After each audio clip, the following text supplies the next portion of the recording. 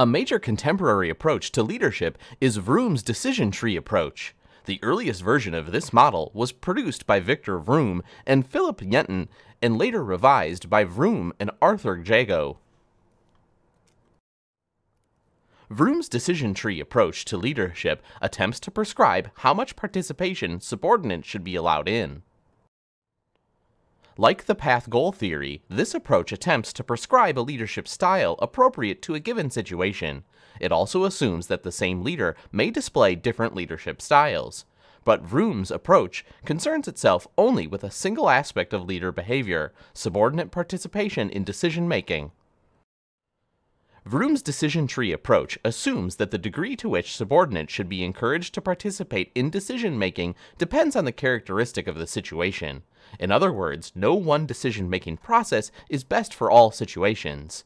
After evaluating a variety of problem attributes, characteristics of the problem or decision, the leader determines the appropriate decision style that specifies the amount of subordinate participation. Vroom's current formulation suggests that managers should use one of two different decision trees. To do so, the manager first assesses the situation in terms of several factors.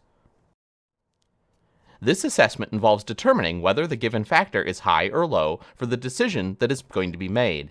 The assessment guides the manager through the paths of decision trees to recommend a course of action. One decision tree is to be used when the manager is primarily interested in making the fastest possible decision.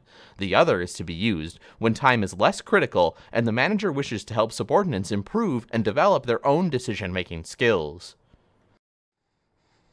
The various decision styles reflected at the ends of the tree branches represent different levels of subordinate participation that the manager should attempt to adopt in a given situation. The 5 styles are defined as follows. Decide. The manager makes the decision alone and then announces or sells it to the group.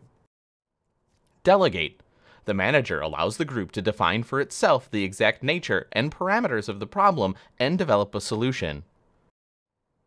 Consult, or individuality.